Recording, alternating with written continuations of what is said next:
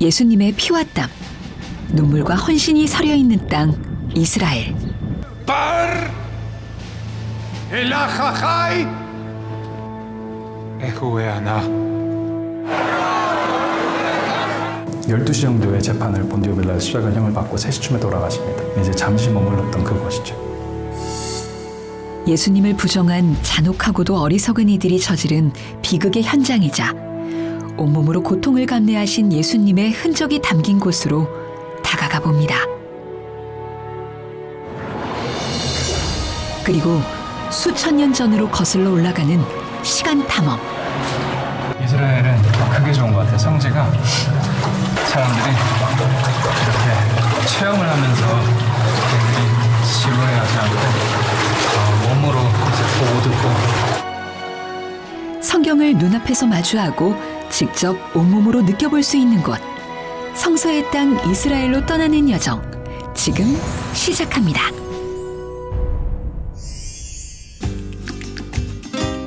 따사로운 지중해성 기후를 품고 있는 이스라엘. 과거 역사 속에서 수많은 부침을 겪어온 곳으론 보기 어려울 정도로 무화과, 올리브 등 길마다 열매 맺은 풍요로운 풍경들을 쉬이 만날 수 있습니다. 이국의 땅에 가면 시장을 제일 먼저 가보라고들 하죠. 이스라엘 사람들의 일상을 가장 가까이 만날 수 있는 곳, 마하네 예후다 시장을 둘러보기로 했습니다. 예루살렘에서 가장 큰 규모로 알려진 시장. 인심이 후한 만큼 250여 개의 크고 작은 상점들에선 이스라엘을 대표하는 모든 것을 볼 수 있어 사람들의 발길을 사로잡고 있었는데요. 여기가 예루살렘에서 유일한 시장이죠. 예루살렘에는 시장이 여기하고 그리고 구도시에 있는 올드시티 시장인데 이제 그쪽은 아랍 쪽이고요. 그리고 여기는 이제 그 유대인 시장입니다. אהלן. הכי כזה. איזה זיתים הכי טעים פה? בוא תטעם את זה סורי. כן. שם? 바로 시식도 가능한데요. זה לערבב עוד משהו או רק זה? אפשר לערבב. בהמלצה שלך. וואלה. 우리나라 반찬 가게와 같은 곳. 수십 가지 맛의 올리브가 있는데요. 지금 올리브 사는데요. 메타카리프. 지금 올리브 사는데 이렇게 시장에 보면 이게 싱싱한 올리브를 살 수가 있어요. 캔하고 먹는 거하고 맛이 다릅니다. 꼭 여기 와서 올리브 사드세요. 큰 거에는 15세켈인데 저희는 일단 작은 거 하나 샀어요.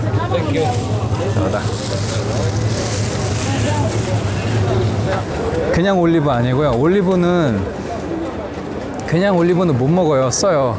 보시다시피 지금 검은 것도 있고 약간 드리금 보라색도 있고 아예 안 익은 뭐 초록색도 있고 어떤 건 씨가 없는 것도 있고 뭐 이렇게 맛도 있고 매운 것도 있고 저희 김치가 이제 그 지역마다 다양한 것처럼 여기도 올리브도 가면 한 10가지 뭐 수십 가지의 올리브를 사실 수가 있으니까 이 가장 정중한 매운 고추 일단 거 먹을게요. 호기롭게 먹어본 고추 올리브. 과연 맛이 어떨까요? 와우, 엄청 맵네요. 이런 게 바로 시장 가는 재미죠. אהלן. אני יכול לטעום תמרים ואחד זית. אפשר לטעום אחד? זה תמר... מה ההבדל? זה תמר שגדל בארץ, חדראווי, ללא סוכר, טעים. וואלה. 이거는 여기서 나는 토종 배추야자 타마르인데요. 굉장히 다네요. 까마제 원래? 28 킬로. 이거 킬로에 28세켈이라고. 한국 돈으로는 한 9,000원 좀 넘는 가격이에요. 근데 킬로면은 솔직히 한 달 먹어요. 네. 이거 돈 단위로 다 살 수 있어서 꼭 무게 단위로 사지 않으셔도 20세켈씩이나 10세켈 이렇게 살 수 있으니까 와서 사시면 좋을 것 같습니다. מצוין, תודה. זה חשבונית מס מקור הכל. אחלה, תודה רבה. ביי, יום טוב. 어릴 적부터 이스라엘에서 살아온 경험으로 능숙하게 흥정해 알뜰살뜰하게 장보기를 마친 의섭형제. 그가 걸음을 옮긴 다음 코스는 바로 시장에서 직접 공수한 재료들로 음식을 만드는 로컬 식당입니다. 이곳은 현지인들과 전 세계 식도락가들 사이에서 입소문난 곳이라는데요. 분위기부터 남다르죠. 주 메뉴는 바로 중동 지역에서 즐겨 먹는 디핑 소스 후무스입니다. 대를 이어오는 맛집이라는데요.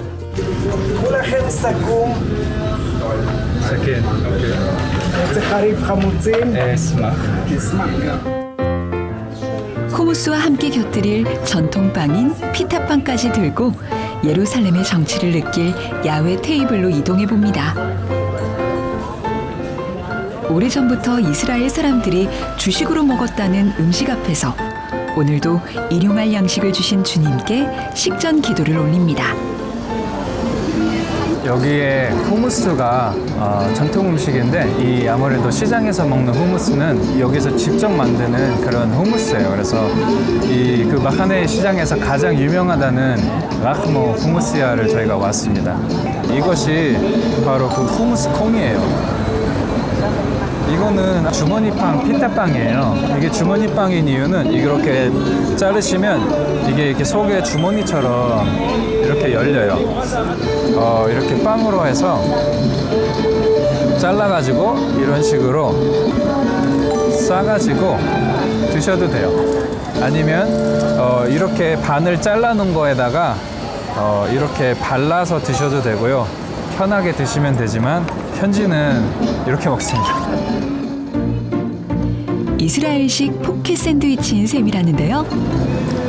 역시나 맛집입니다. 후무스와 피타빵의 조화는 우리나라 된장찌개와 밥 같은 조합. 맛 또한 세계 남녀노소 누가 먹어도 호불호가 없어 관광객들 사이에서도 인기가 좋답니다.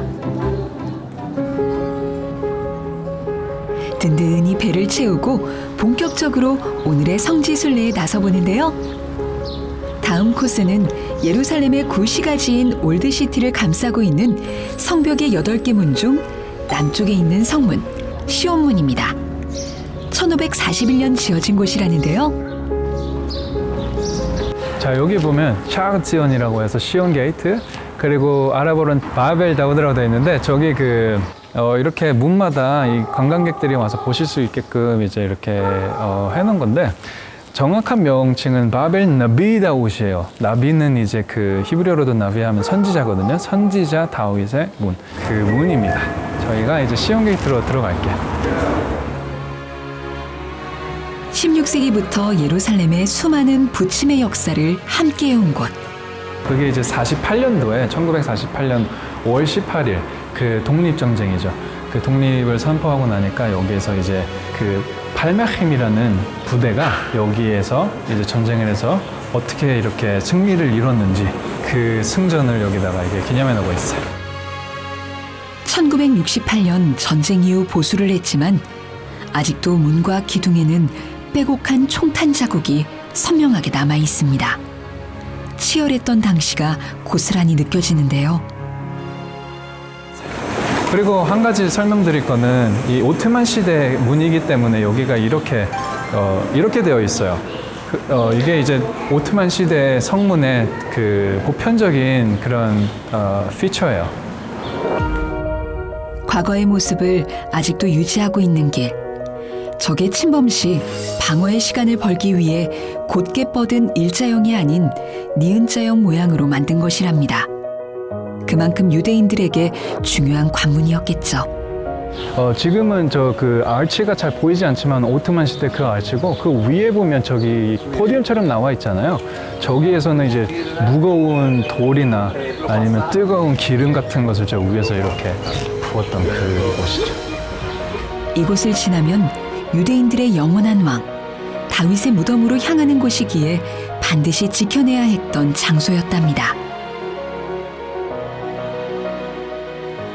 해발 고도 765m. 유대인들에게는 정신적인 고향이자 종교의 중심지 시온산의 안쪽으로 향해 봅니다. 자, 여기가 바로 마가의 다락방인데요. 예수님께서 그 돌아가시기 전에 제자들과 함께 그 최후의 만찬을, 6월절 만찬을 가지시고, 그리고 이제 최초의 성만찬을 여기서 나눠준 바로 그 장소예요. 사실 시온산 일대가 특별한 이유는 예수님의 흔적들이 서려 있기 때문인데요.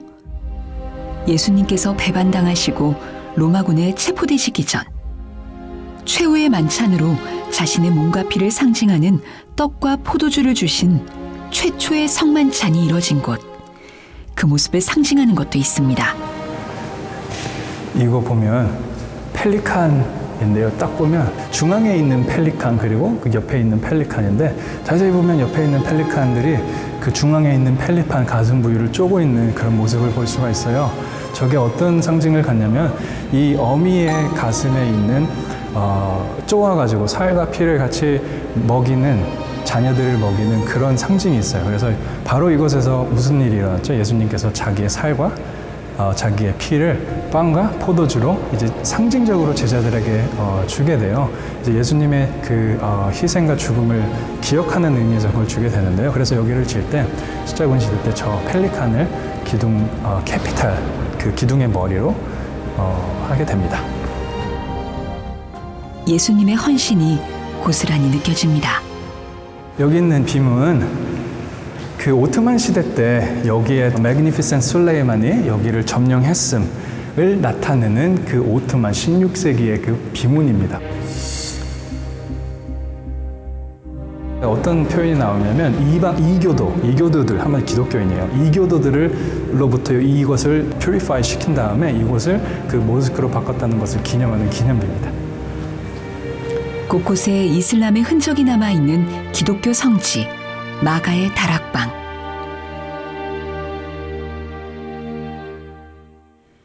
이곳은 예수님의 희생의 숨결이 남은 곳이자 그 아래로 수많은 유대인들이 순례하는 다이당의 무덤이 있는 곳이기도 한데요.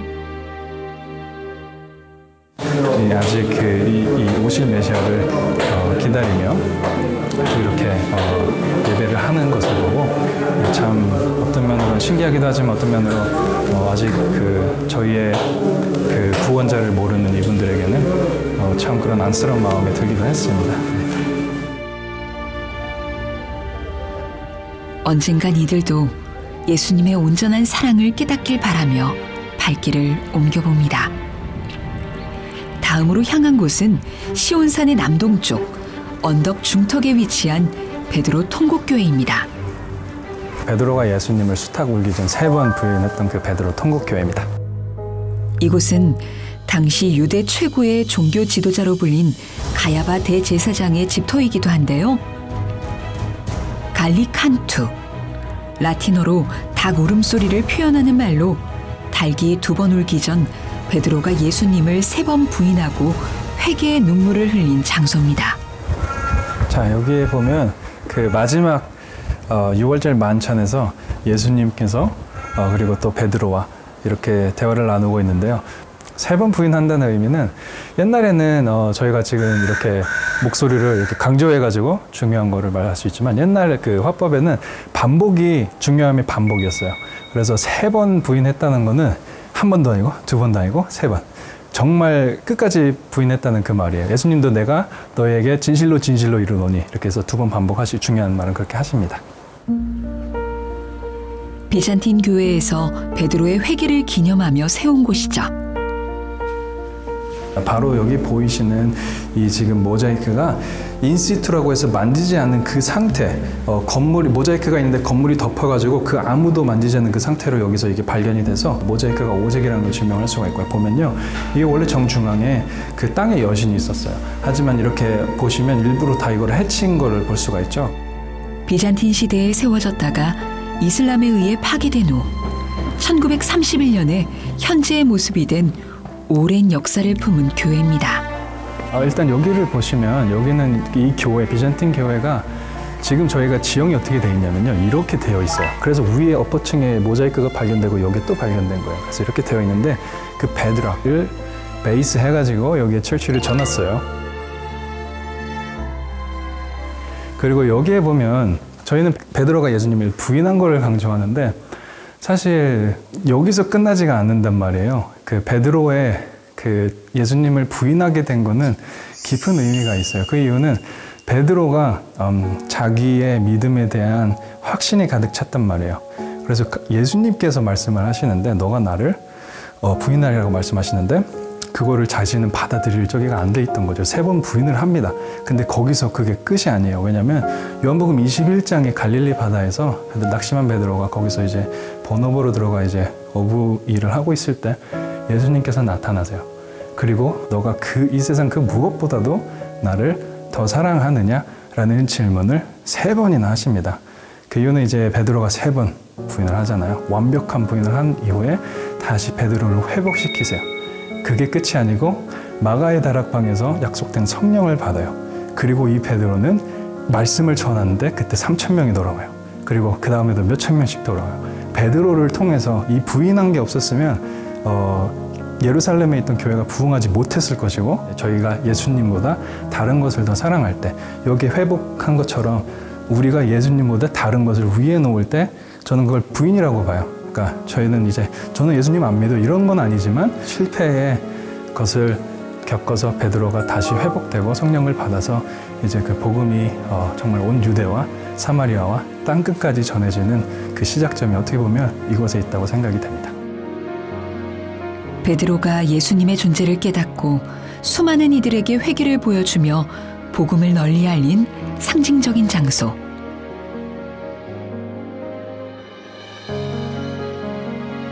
자, 중요한 건 이게 중요해요. 이 교회는 그 예수님께서 가야바 대제사장 집 안에 있는 개인 감옥에 갇히셨던 그곳을 바로 위에 이렇게 전놨는데요. 지금 보시면 여기에 구멍을 이렇게 볼 수 있게 뚫어놨어요. 여기에 보면 벽에 이렇게 십자가가 이렇게 새겨져 있어요. 저게 이제 비잔틴 시대 때 새겨졌던 그런 십자가들입니다. 잔혹했던 그곳. 그 빛 한 점 없던 어둠의 지하 감옥으로 향해 봅니다.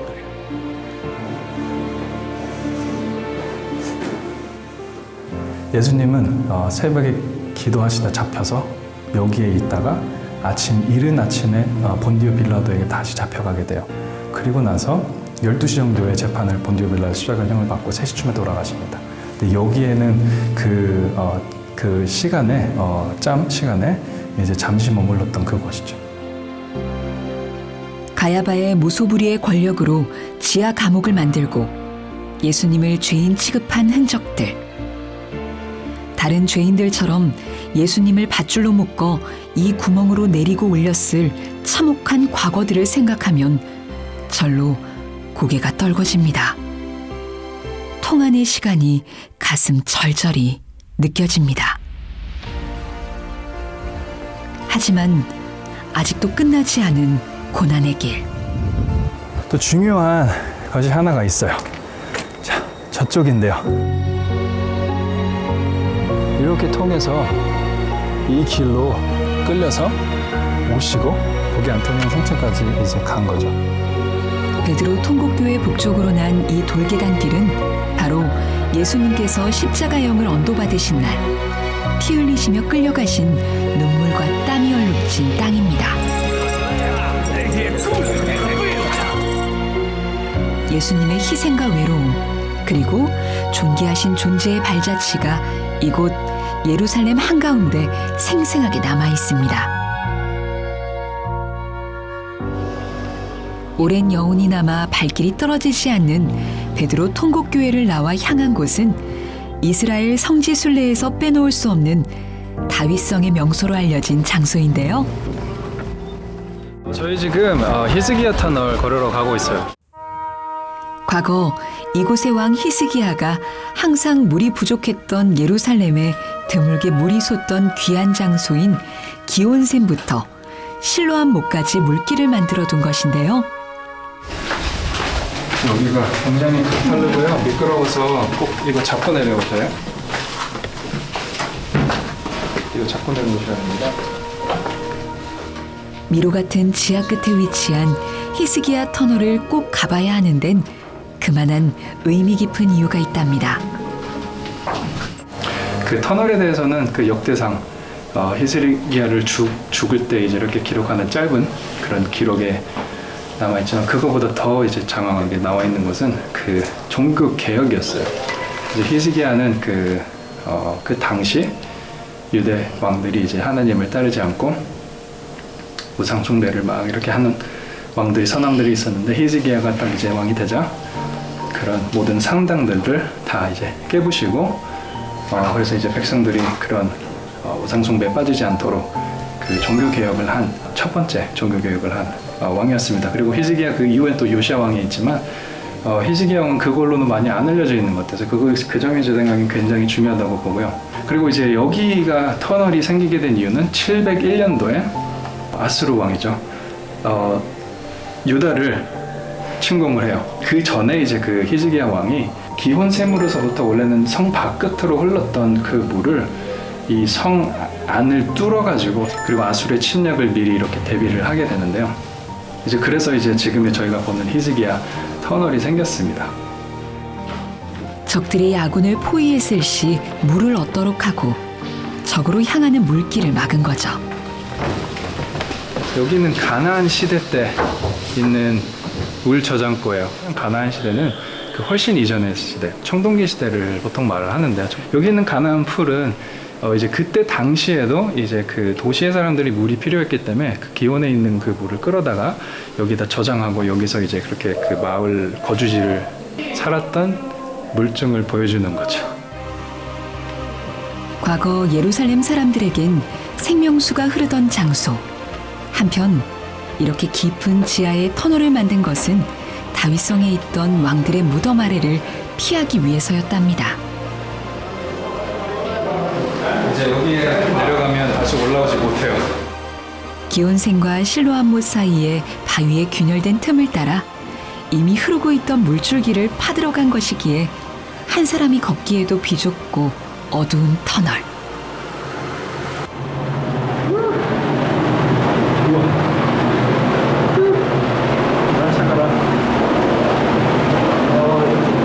근데 다행인 거는 여기 빼고는 깊지 않아요. 여기만 딱 깊은 구간이라. 터널 안 폭은 60cm, 높이는 약 1.5m에서 5m까지. 사람이 직접 판 길이기에 일정하지 않은 모습입니다. 밑에 보시면 깜깜해요. 이게 안 보이는데 지금 프레시 붙여서 보이지만 이게 막 밑만 보다가 위를 못 봐가지고 머리 찌고 막 그러시는데 아이고 머리야. 이런데 여기 동굴처럼 이런 거 나와 있거든요. 이런 데는 크신 분들은 머리 진짜 조심하세요. 지금 이렇게 벽이 라임스톤인데 굉장히 단단해요. 여기 이렇게 꺾어지는 게 사실 이 사람들이 보고 판 게 아니란 말이에요. 이게 소리를 듣고 파니까 이게 지금 반대편에서 어디로 지금 파고 있나 막 그러는 거지. 그러니까 이렇게 막 꺾이거든요. 일자로 판 게 아니고. 그래가지고 이렇게 길이 막 울퉁불퉁한 거예요. 잘 봐요. 이렇게 직진하다 딱 방향을 트는. S자형으로 굽은 터널의 길이는 무려 약 530m. 1880년에 기온샘에서 이곳으로 이어지는 터널에 관한 내용이 실로암 비문으로 발견되기도 했는데요. 이제 이런 데 보시잖아요. 여기에 그 고대에 램프 같은 것을 인부들이 꼼꼼한데 팔 수가 없으니까 저기다가 이렇게 놨던 그런 곳이에요. 3000년 전 예루살렘인들의 망치 소리가 들리는 듯합니다. 지금 괜찮으세요? 네. 혼자였다면 조금 두려웠을 법한데 함께여서 헤쳐나갈 수 있었습니다. 저기가 바깥이에요. 지금 바깥이 다른 끝에 왔습니다. 자, 여기가 바로 실로암 풀이에요. 이제 여기가 이제 고대 실로암 풀이고 밑에 있는 풀로 또 갈 거예요. 초막절 일주일간 동안 절기에 사용되는 물을 금주전자에 담아 옮겨 썼다는 정결한 장소 실로암 못으로 향해 봅니다. 여기는 그 예수님 시대 때 실로암 못이 있었던 그곳입니다.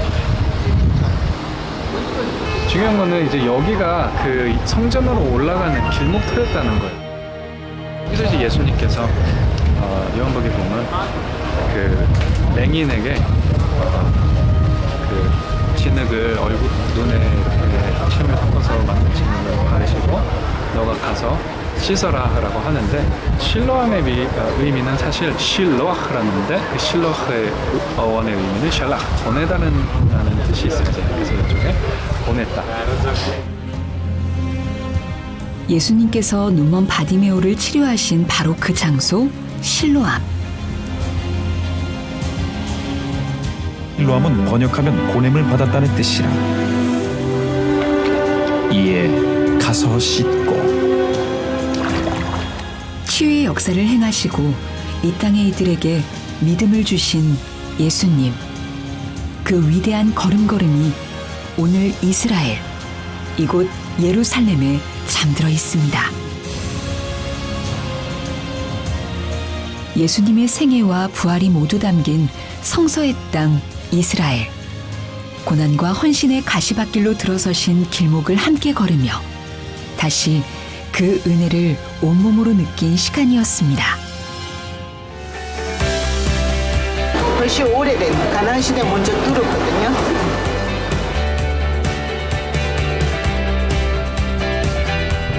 그러니까 석회암이니까 만지면 가루처럼 톡톡톡톡 떨어져요. 밀가루처럼.